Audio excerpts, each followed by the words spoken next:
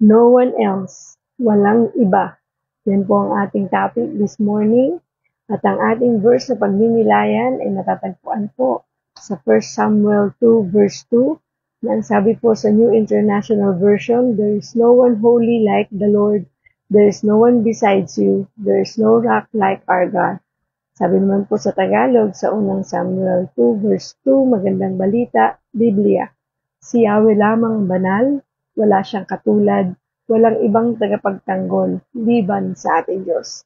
Purihin ng Diyos. Tunay po na wala tayong ibang tagapagtanggol, kundi ang ating Diyos na buhay. Napakadakila niya. Siya po ang Almighty, All-Powerful, All-Knowing God na tunay na pwede natin sandalan at pagkatiwalaan ng ating buhay. Purihin ang Diyos sa kanyang kadakilaan. Siya ang Diyos na buhay, dakila at makapangyarihan sa lahat.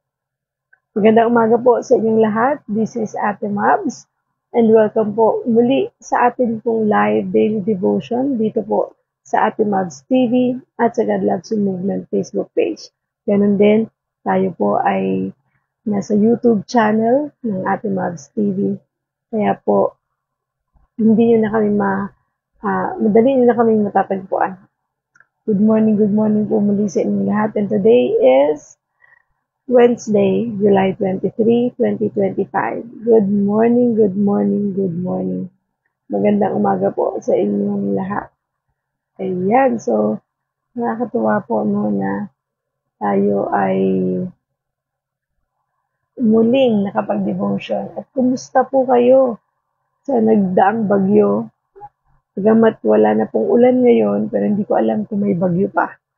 Ingatan po nawa tayo ng Diyos, no? At sa mga tao na patuloy na nakararanas ng pagbaha, ay ingatan po kayo ng Diyos at nawa i-comfort kayo ng Panginoon.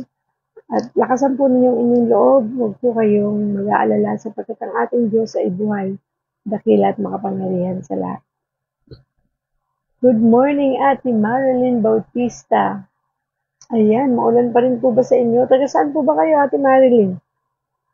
Ayan, salamat po sa patuloy ninyong panonood. Meron pala akong wire dito. Nakakatuwa. May wire ako dito. O, diba? Ang ganda-ganda. Yun. Kasi parang nakapatong siya sa akin. Okay. So, magandang umaga po muli sa inyong lahat. Sige po, ang atin pong verse sa pagninilayan, again, ay matatagpuan sa 1 Samuel 2 verse 2. Sa Tagalog, iyan po ay unang Samuel 2 verse 2. Matatagpuan po sa page 256 ng ganitong Bible sa Lumang Tipan. Habang ako po ay nagsishare ng ating live devotion, ay buksan na po ninyo ang inyong Bible at hanapin po ninyo ito. Taga Cavite po pala kayo. Hello, ako po dating taga Cavite. Ako po ay taga Dasmariñas at ang meron po akong kapatid po ng asawa ko taga Imus. Ayan. Thank you, Lord. Sige po, mag-share lamang po tayo. Hello, Ate Ella. Good morning to you. Kumusta po kayo dyan? Kumusta po ang panahon dyan sa inyong lugar? Keep safe and keep dry.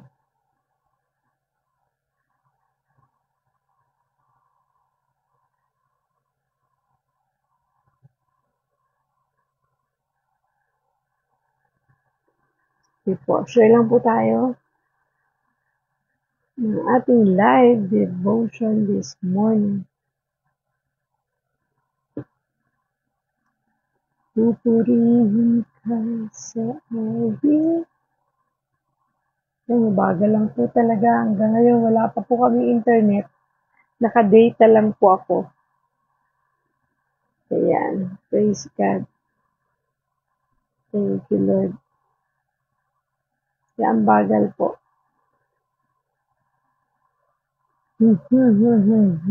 Ayan, napakabagal niya. Sige po. Hindi na muna po ako mag-share. Mamaya na lang. Tuloy na po natin yung ating devotion. Mamaya naman ay pwede natin itong i-share after ng ating live. Sige po. So, buksan na po natin muli ang ating Bible, no? sa 1 Samuel 2 verse 2, New International Version. Again, sabi po dito, there is no one holy like the Lord. There is no one besides you. There is no rock like our God. Sabi naman po sa Tagalog, sa unang Samuel 2 verse 2, si Yahweh lamang ang banal. Wala siyang katulad. Walang ibang tagapagtanggol liban sa ating Diyos. Purihin ng Diyos sa pagkabasa ng kanyang salita. Manalangin po tayo. Panginoong Diyos na makapangyarihan sa lahat, pinupuri ka namin, pinasasalamatan. Salamat o Diyos sapagkat kami ay muli mong binigyan ng pagkakataon na makapagpuri at makapagpasalamat sa iyo sa pamagitan ng devotion na ito. Pangunahan mo po kami, Panginoon. Puspusin mo kami ng iyong pag-ibig at ng iyong banal na spirito. Give us the wisdom, the knowledge, and understanding, Lord. We need you, Lord Jesus. We need you, Holy Spirit. Guide us, O God. Be with us, Father. Manguna ka, Panginoon. Ikaw lamang ang nais naming maparangalan, may taas at madakila. Because you deserve all the highest praise, Father. Thank you, Jesus. Thank you, Father God. In Jesus' name we pray. Amen and amen. So muli po, basahin natin ang ating verse na pagninilayan ngayong umaga. Yan po ay matatagpuan sa 1 Samuel 2 verse 2. Na ang sabi po sa New International Version, there is no one like the Lord. There is no one besides you. There is no rock like our God. Sabi naman po sa Tagalog, 1 Samuel 2 verse 2, magandang balita, Biblia. Si Yahweh lamang ang banal, wala siyang katulad. Walang ibang tagapagtanggol, liban sa ating Diyos. Amen. Tunay na walang ibang tagapagtanggol, kundi ang ating Diyos. Walang iba na tutulong sa atin sa lahat ng oras at sandali ng ating mga buhay, lalo na kung tayo'y dumaranas ng mga pagsubok. Di po ba? Talagang, alam niyo po ba, lately lang talagang pinatunayan na naman ng Diyos ang kanyang kapangyarihan. At napakabuti niya, tunay at buhay ang Diyos. Kapag nagtiwala tayo sa Kanya, hindi niya tayo bibiguin. Hindi po. Thank you, Lord. Thank you, Jesus. Ang title po ng ating pagninilayang ngayon na devotion ay No One Else. Wala nang iba. Wala nang iba. Wala nang katulad. So, sabi po dito, Hannah desperately wanted a child, but she wasn't able to conceive year after year. Year after year, she was mocked, tormented, and left heartbroken because of her infertility. So, sobra pong pinagdaanan ni Hannah. Ito po ay matatagpuan natin sa Samuel, sa 1 Samuel 2 verse 2, sa kabuuan ng chapter 2. Maganda pong mabasa natin para mas maunawaan natin ang context nito, ang kabuuan. Dahil dito po ikinukwento, actually, sa 1 Samuel chapter 1 pa lang, binanggit na yung tungkol kay Hannah, na kung saan gusto na niyang magkaanak, pero hindi pa siya nagkakaanak. At talagang nananalangin siya ng mataimtim para siya ay bigyan ng isang anak. Although maraming tao na nagmamak sa kanya at talagang heartbroken na siya dahil sa kanyang infertility. Kagustuhan niya magkaanak, yet lagi siyang nananalangin at nagtitiwala sa Diyos. Tayo po ba nagkakaroon din ng mga ganyan? Yung mga unfulfilled longing, yung mga gusto mong makuha, gusto mong matupad, pero hanggang ngayon di mo pa rin ito nakukuha at hindi pa rin nangyayari. Huwag kang mawawala ng pag-asa dahil ang Diyos natin ay tapat. Katulad ni Hannah, sabi dito, eventually, after years of waiting, years po matagal na panahong paghihintay, God answered Hannah's prayer. And because of that, she was filled with wonder and worship, saying, no one is holy like the Lord. There is no one besides you. There is no rock like our God. Yun yung ating pong verse na binasa ngayon sa 1 Samuel 2 verse 2. Na nasabi niya talaga yon na walang katulad ang ating Diyos. Siya ay tapat, Talagang walang ibang tagapagtanggol liban sa ating Diyos. Totoo naman po, kapag tayo dumaranas ng katagumpayan, yung para bang yung matagal mong pinagpipray, tapos biglang naging answered prayer, iba talaga yung pakiramdam. mapapapurihan mo talaga ang Diyos. At sana talagang mapapurihan natin ang Diyos, no? Hindi yung tayo ang bida, hindi tayo ang magaling, kundi ang Panginoon. Kasi siya naman talaga po ang tunay na tumutupad ng ating mga kahilingan. Siya talaga ang nagbibigay ng mga pangangailangan natin. At siya din talaga ang tumutulong sa atin para magtagumpay sa buhay na ito. Kaya naman, pag naranasan natin yan at tatanggap natin yan, huwag natin kalimutang ibalik ang papuri at pasasalamat sa Diyos because He deserved all the highest praise. Siya lang at wala nang iba. Di po ba? Kaya sabi dito, no one else. Walang iba na pwedeng magtumulong sa atin at gumawa ng himala.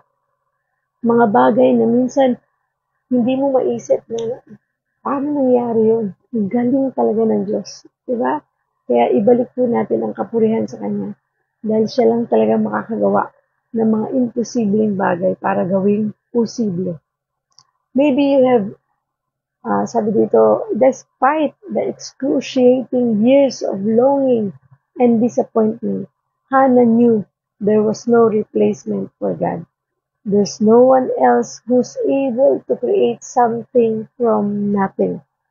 There's no one else who holds the power of life. Totoo po, no? Talagang sabi dito, there's no one else who's able to create something from nothing. Walang ibang nakagawa niyan na naglikha siya galing sa kawalan. Na isang salita niya lang ay nangyari. At yan po ay mababasa natin sa Genesis. Di ba? Hindi katulad ng tao. Pag gusto niyang mag-create ng something, kakailanganin niya ng materyales para makapag-create siya. Katulad ng cellphone, bago nagawa yan, kailangan ng mga materyales para mabuo ang isang cellphone, ang isang laptop, ang isang ilaw. Hindi yan magagawa ng walang pinagmulan. Pero ang Diyos lang ang tanging nakagawa ng galing sa kawalan, pero nagkaroon. Diba? Nung sinabi niyang magkaroon ng liwanag, mahati ang langit at ang lupa, magkaroon ng dilim, magkaroon ng mga halaman, lahat yan galing sa kawalan. Diyos lang ang nakakagawa niyan at nakagawa niyan. Diba po? There's no one else who holds the power of life. Walang ibang humahawak ng kapangyarihan ng buhay kundi ang Panginoon. Diba? Paano niya binigyan ng buhay si Adan? Diba? Hiningahan niya. Kaya siya ang may hawak ng buhay natin. Siya ang may kapangyarihan over dito. Di ba po, no? Ganun siya kamakapangyarihan. Napakabuti ng ating Diyos. And there is no other rock on which to build our faith. Wala tayong ibang kanlungan, kundi ang Diyos at siya lang ang ating tagapagtanggol. Wala na pong iba. Kapag ang buhay mo ay tunay na ang pundasyon ay ang Diyos, sigurado matatag po ito. Hindi po tayo matitinan. Sabi pa dito, there's no one else who sees the worst of us and loves us anyway. Walang ibang nakakita kung ano yung kapintasan natin, ano yung mga pangit na nangyari sa atin, kasalanan natin, lahat ng kasamaan natin, katigasan ng ulo natin, lahat ng masamang ugali natin, Diyos lang nakakita niyan. Kahit itago mo yan sa mga tao sa paligid mo, ang Diyos ang nakakita niyan. Pero still, mahal niya tayo. At tuloy niya tayong minamahal. Kasi napakabuti ng Diyos, no? Sabi nga dito, walang maaaring, sabi sa verse 3 po, ng 1 Samuel 2 verse 3, walang maaaring magyabang sa iyo, Yahweh, sapagkat alam mo ang lahat ng bagay. Ikaw ang hahatol sa lahat ng ginagawa ng tao. Pero bagamat tayo makasalanan, patuloy tayong minamahal ng Diyos. Ginapi mo ang mga makapangyarihan, verse 4, at pinapalakas ninyo ang mahihina. Kaya po ang Diyos ang ating kalakasan. He is our strength.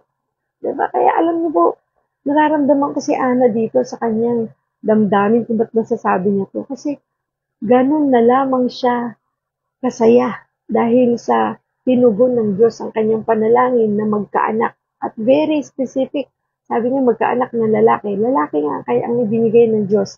At sinabi niya na sa chapter 1 na iaalay niya buong buhay, ang buhay ng kanyang magiging anak upang maging lingkod ng Diyos.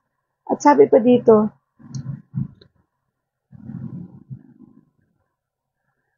ikaw o Yahweh, ang verse 6, ikaw o Yahweh ang may kapangyarihang magbigay o bumawi ng buhay. Maaari mo kaming itapon sa daigdig ng mga patay at maaari mo rin buhayin muli. So, ganun ka makapangyarihan ng ating Diyos. Maaari mo kaming payamanin o paghirapin, maaari rin ibaba o itaas. Di ba sabi, kung sino nagmamataas ay ibababa at kung sino nagpapakababa ay itataas. Kayang gawin lahat ng Diyos natin yan. Dahil kaya niyang ipahintulot na mangyari ang lahat ng ito sa atin. Kahit napakahalaga ng pagsunod natin sa Diyos. Mapapadakila mo kami kahit ang pinakaaba. Mahahango sa kahirapan kahit ang pinakadukha. Maihahanay mo sila sa mga maharlika. Mabibigyan ng karangalan kahit na ang mga hampas lupa. Wow! Grabe po, no? Hawak mo ang langit na nilikha at sa iyo nasasalig ang lahat ng iyong gawa. Papatnubayan mo, verse 9, ang tapat sa iyo. Ngunit ang masama ay isasadlak sa karinlan. Walang sino mang magtatagumpay sa sariling lakas. So yun po yung tandaan natin. Dahil siyang makapangyarihan sa lahat, ipagkatiwala natin sa Diyos ang lahat-lahat. Sapagkat siya ay Diyos na kayang gawin ang lahat. At tandaan natin, no, pag tayo ay nanatili sa atin pong kasamaan at hindi tayo nagbalik loob sa Diyos at isinuko ang mga kasalanan ito at magrepent, ay tunay na ang kasasadlakan natin ay karimlan. Dahil po, kung mayroong buhay na walang hanggan, meron din pong walang hanggang kamatayan. So, piliin na natin na magkaroon ng buhay na walang hanggan sa piling ng Diyos. Lahat ng lumalaban sa iyo ay manginginig sa takot kapag pinapadagundong mo ang mga kulog. Hahatulan mo ang buong daigdig at pagtatagumpayin ang hinirang ng hari. Diba, no? Grabe. Thank you, Lord. Tunay na pagtatagumpayin tayo ng Diyos. Kung ang sentro ng buhay natin ay ang Panginoon. Siya lang at wala nang ibang ating dinadakila at niluluwalhati. Siya lang ang ina-acknowledge natin as our Savior. Siya lang ang Diyos na nagkatawang tao upang tayo ay matubos sa ating mga kasalanan, upang tayo mapatawad at makalaya sa mga kasalanan ito. Nang siya ay namatay, inilibing at muling nabuhay, pinatunayan niya ang kanyang pag-ibig para sa ating lahat. Kaya nga kahit anong sama natin, kahit anong ugali, kahit anong kasalanan ay kayang patawarin ng Diyos kasi ganun niya tayo kamahal. Kahit ano pa yung worst na nakikita ng Diyos sa atin, baliwala yun sa Kanya. Ang importante, tayo ay manampalataya at magbalik loob sa Diyos. Paniwalaan natin, pagkatiwalaan natin siya ng ating buhay. There's no one else who has compassion for our deepest longings. Walang iba na nagmalasakit sa atin sa pinakamalalim nating mga pangangailangan. Diyos lang ang nagmamalasakit at walang iba na tunay na magmamalasakit sa atin, kundi ang Diyos. Maaaring tao sa paligid natin, mga walang pakialam sa atin, pero tandaan mo ang Diyos, buhay, dakila at makapangyarihan sa lahat, ay tunay na nagmamalasakit. Siya lang ang nag-iisip at concern sa atin. Hindi tayo naiintindihan ng mga tao sa paligid natin, pero ang Diyos natin, uunawain tayo, iintindihin tayo. And at the end of the day, kahit na tayo ay failure, kahit na marami tayong kapalpakan, walang ibang makakaunawa sa atin kundi ang Diyos. Siya lang yung pwede nating tawagin, siya lang yung pwede nating kwentuhan, at tunay na yayakapin tayo, iintindihin tayo, dahil mahal na mahal niya tayo. And sabi dito, there's no one else who can be trusted with the most tender part of our dreams. Siya lang din, at wala nang iba ang pwede natin pagkatiwalaan ng ating mga desires, ng ating mga pangarap sa buhay, ng ating mga plano, ng ating mga gustong gawin sa buhay. Siya lang ang pwede natin pagkatiwalaan. Bakit? Kasi siya lang nakakita ng future natin eh. Walang sino mang nakakita ng future natin. Kahit yung mga manghuhula, di nila kayang hulaan yan. Kaya nga hula lang yun eh. Kasi walang kasiguruhan. Walang pagpapatunay na talagang mangyayari. Pero ang Diyos, alam niya. Simula pa lang nung nilikha ka, nung ipinanganak ka sa mundong ito, alam na ng Diyos ang iyong kinabukasan. Alam na ng Diyos ang iyong patutunguhan. Siya ang may hawak ng buhay natin eh. So bakit di natin pagkakatiwala ang lahat-lahat sa Kanya? Di ba? Pinagkakatiwala nga natin ang buhay natin sa mas maraming pagkakataon sa tao eh. Di ba? Pinagkakatiwala natin ang buhay natin sa mga taong nagsasabi na tayo pagpapalain. Mas lalong dapat natin ipagkatiwala ang buhay natin sa Diyos na tunay, na may alam ng ating kinabukasan. Alam ng Diyos ang mangyayari mamaya, alam ng Diyos ang mangyayari bukas, ang mangyayari sa isang linggo, sa isang buwan, sa isang taon, at sa mas mahaba pa nating buwan. Walang ibang nakakaalam yan, kundi ang Diyos. Kaya naman po, pagkatiwala natin lahat. Anuman ang ginagawa mo sa trabaho, sa negosyo, sa pag-aaral, sa loob ng bahay, sa kahit na anong plano mo, ipagkatiwala mo yan sa Diyos. At sigurado po, tutulungan ka ng Diyos at gagabayan ka para hindi ka magkamali. Para siguradong tama ang direksyon na tatahakin mo. Kasi ganun kabuti ang ating Diyos. Kasi alam na niya di ba? So, kanino ka pa magpapaguide? Magpagabay ka na sa tunay na nakakaalam. Thank you, Lord. So, there is no one else who's there to guide. Ayan, sabi dito, walang iba na mag-guide sa atin, magtuturo sa atin, at magko-comfort sa atin when it feels like everyone else has left. Diba? Walang iba na maggagabay, magtuturo, magko-comfort sa atin kapag naramdaman mo na parang wala nang ibang tumutulong sa iyo, na parang ikaw na lang mag-isa. Pero tandaan mo, merong Diyos na kailanman hindi ka iiwan at hindi ka pababayaan. Ganun tayo kamahal ng Diyos. Kaya nga po, para maramdaman mo yan, na tinutulungan ka palagi ng Diyos, manalangin ka. Huwag mong hahayaan na matatapos ang buong maghapon mo na hindi ka man lang nakapanalangin, na hindi mo man lang kinausap ang Diyos kahit sandali ng buhay mo. Kasi siya po talagang kailangan natin para magtagumpay tayo sa ating buhay. Napakabuti ng Diyos, tapat siya. Kahit nga minsan tigas-tigas na ng ulo natin eh. Hindi natin siya sinusunod, but still, nandyan pa rin siya. Naghihintay para lumapit tayo, para iparamdam natin na kailangan natin siya. Diba? Kasi minsan, because of pride, hindi natin magawang lumapit sa Diyos. Diyos na yan, ha? Hindi pa natin magawang lumapit.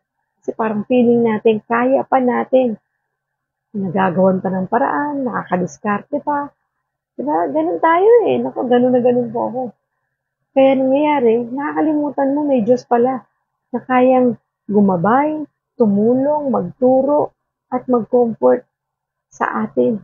Kaya dumarating ka minsan sa puntong nagkaka-anxiety, nade-depress, natatakot, nag-aalala.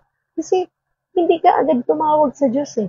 Diba? Pag dumating yung punto or time na ikaw ay nasa pagsubok, nasa problema, nasa mga sakit karamdaman, huwag mo lang hintayin lumala pa yung sitwasyon bago ka pa tumawag sa Diyos. On the onset, no, the moment na naramdaman mo yun, nagkaroon ka ng problema, tawag ka kagad sa Diyos. Dulog ka kagad sa Diyos. Luhod, di ba? Iluhod mo yan. Kasi wala naman po talaga, aminin natin, walang ibang makakatulong sa atin kundi ang Panginoon. Kahit na ibigay na natin ang best effort natin, tanging ang Diyos lang talaga. Kaya lang minsan nakakalungkot, no? Kung kailan huli na ang lahat, kung kailan sa dulo na, saka tayo lumalapit sa Diyos. Saka natin nare-realize na si Lord pala ang kailangan ko.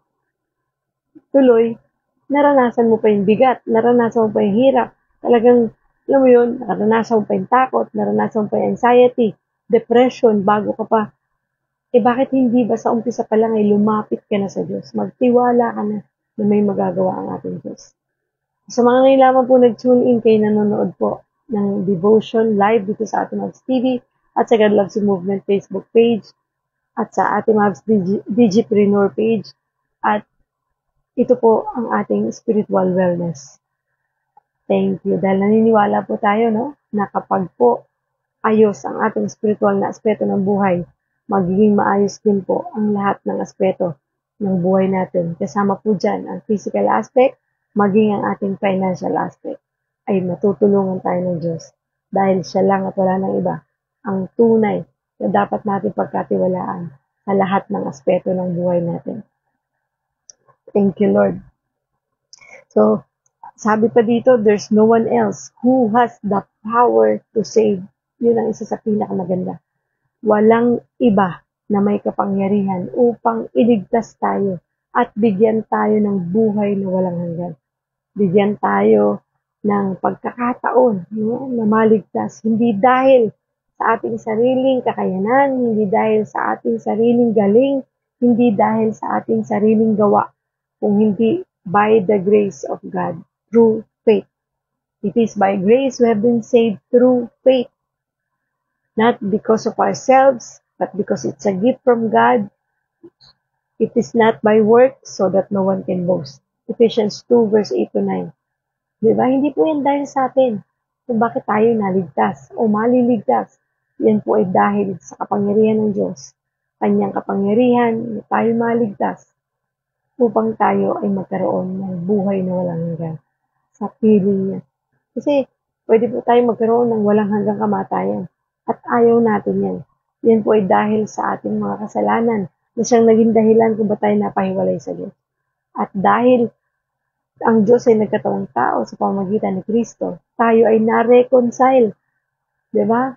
At tayo ay nagkaroon ng pagkakataon na makalapit sa Diyos, makahingi ng tawad, at makapag-repent, makapagsisi sa ating mga kasalanan.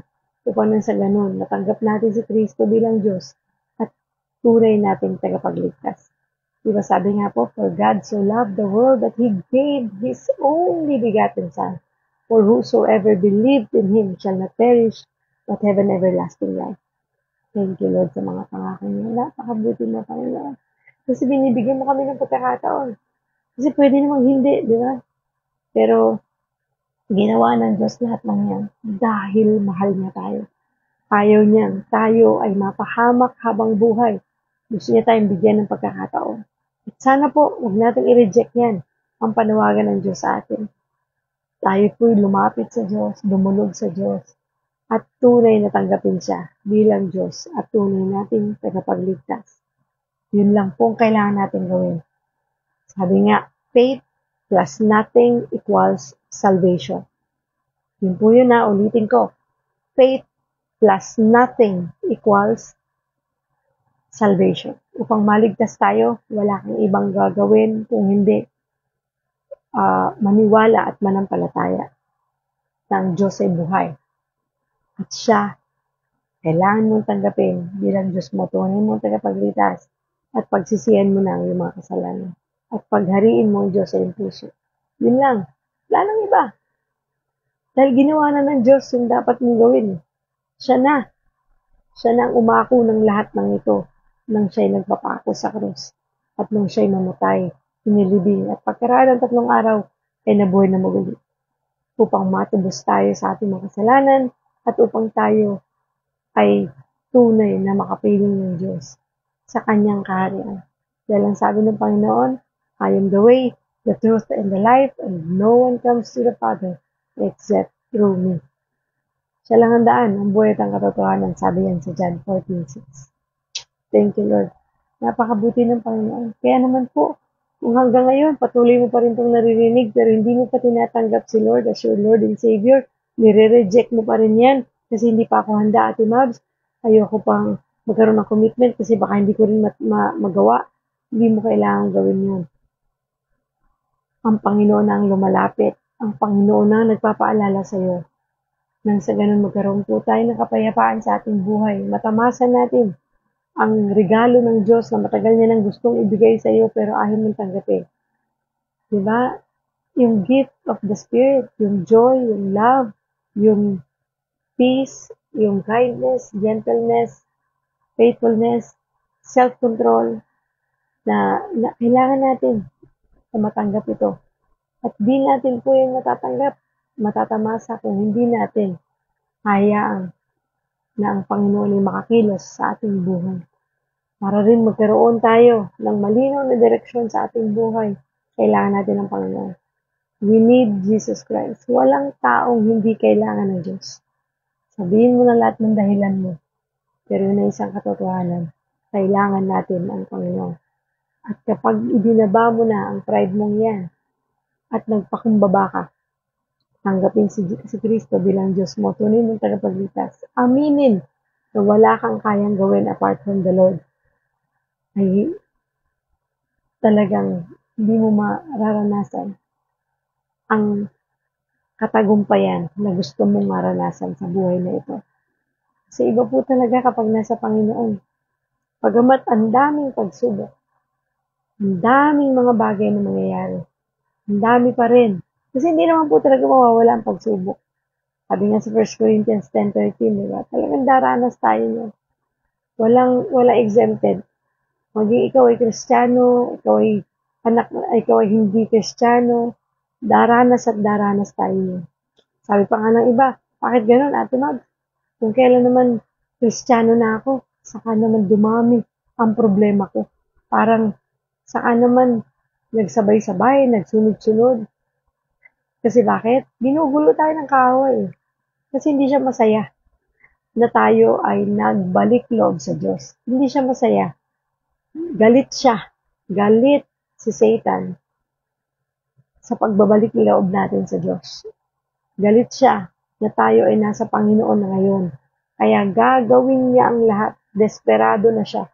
Nakunin ka niya pabalik sa kanya. Kaya gagawin niya ang lahat, guluhin ka. Gagawin niyang pahinain ang loob mo, bigyan ka ng problema. Siya nagbibigay niyan eh. Bigyan ka ng mga pagsubok, sakit karamdaman.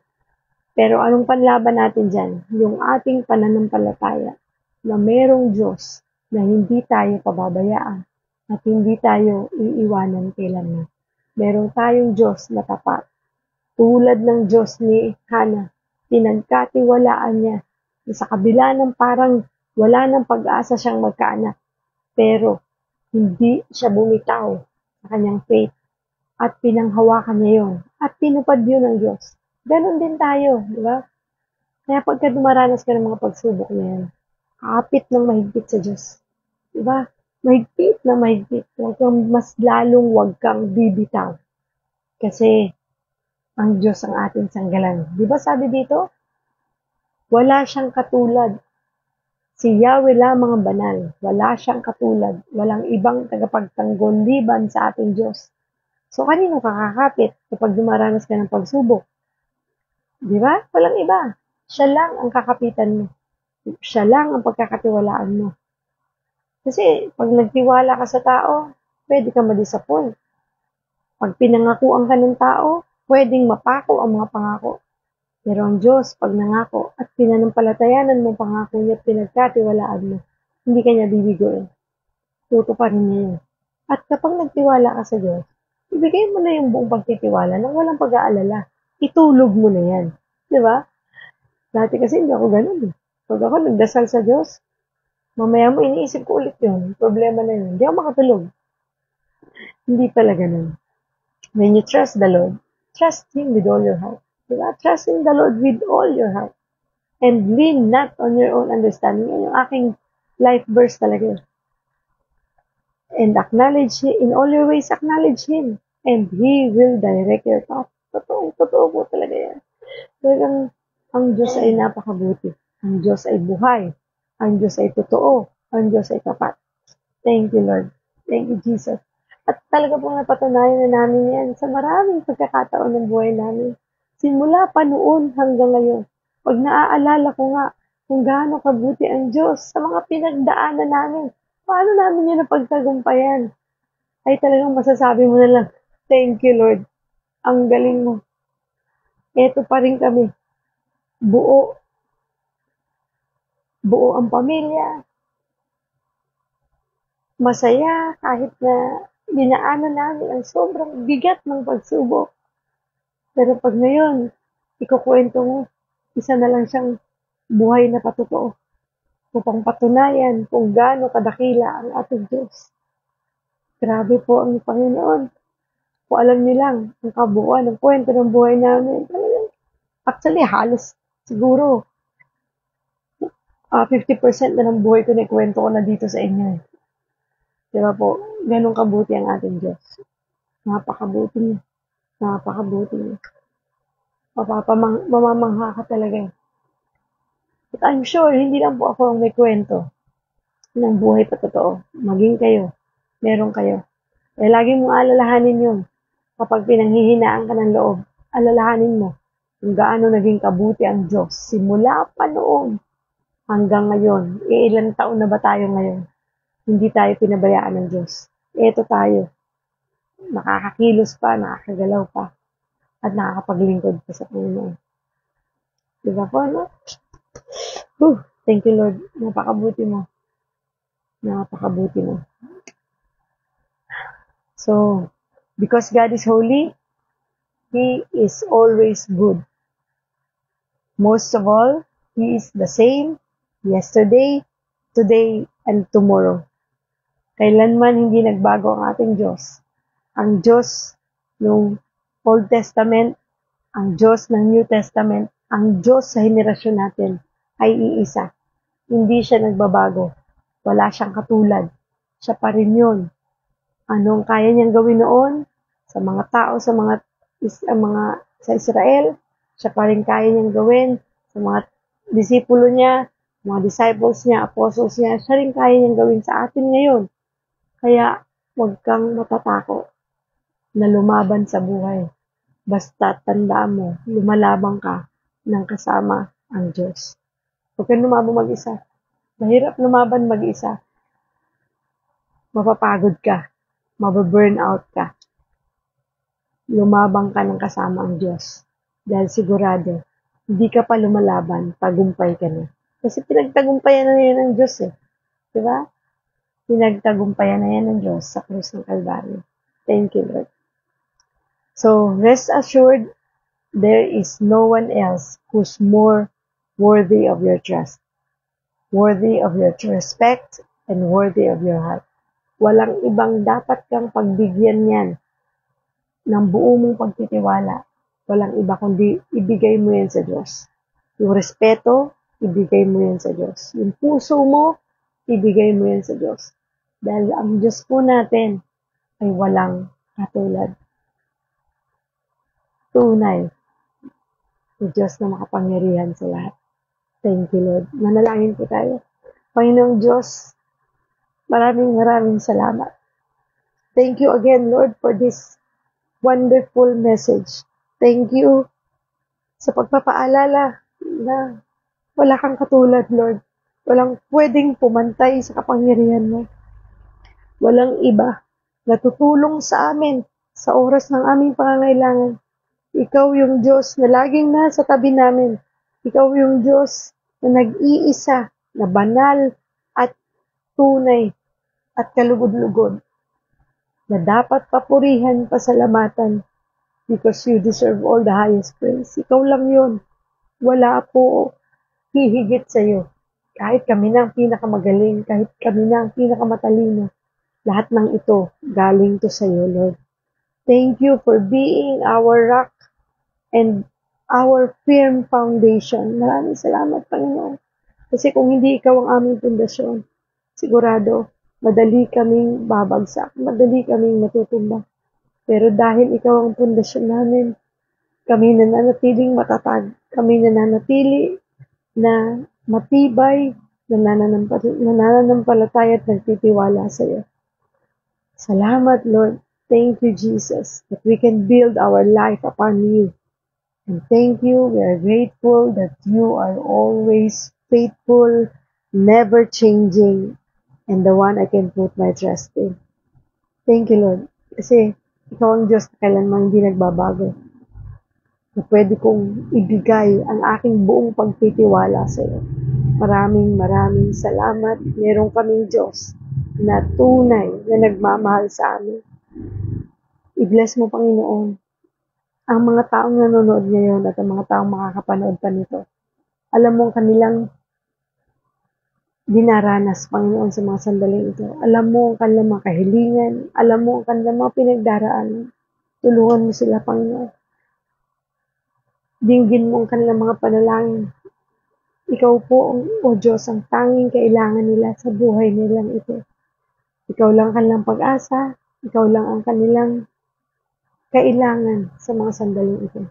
Thank you, Lord.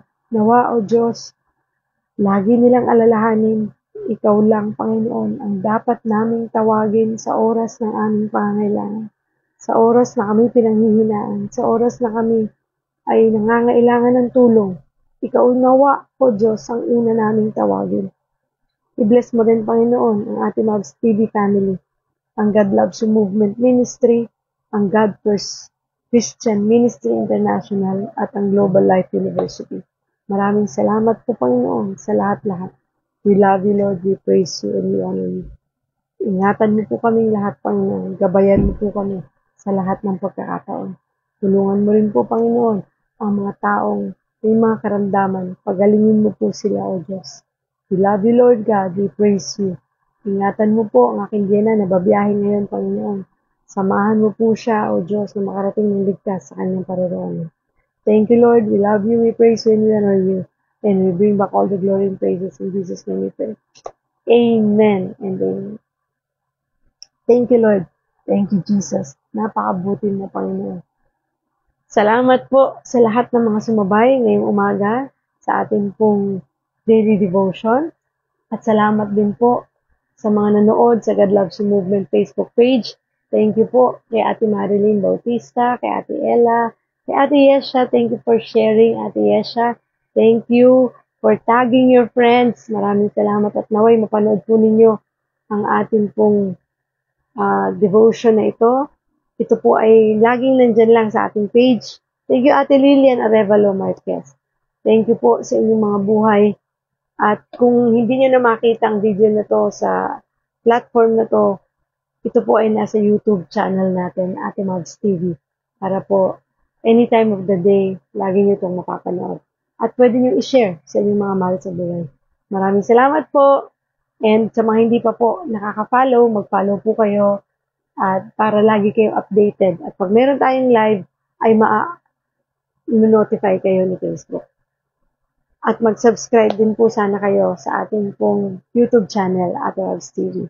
At abangan nyo pa po ang marami pa nating mga videos na ilalabas sa patungkol sa ating pong physical wellness at sa ating financial wellness na tuturo sa atin para tayo ay mas umunlad sa mga aspeto na ito ng ating mga buhay. So maraming salamat po sa inyong lahat at magkita-kita po tayong muli bukas, 6:30 ng umaga. Malate man ng konti, hintayin nyo lang po ang inyong Ate Mavs. Kasi minsan nalilate tayo, no? Kasi kinakausap pa tayo ng Diyos. At maraming salamat po muli sa inyong lahat. God bless po. Always remember, God loves you. Ay, bago po makalimutan, yung ating pong Bible Reading Challenge, tuloy-tuloy pa rin po sa Book of Proverbs. Ayan, chapter 16 na po tayo today. So, I hope na patuloy kayo na sumabay sa ating pong Bible Reading Challenge. Bye-bye po. God bless. God loves you. See you tomorrow.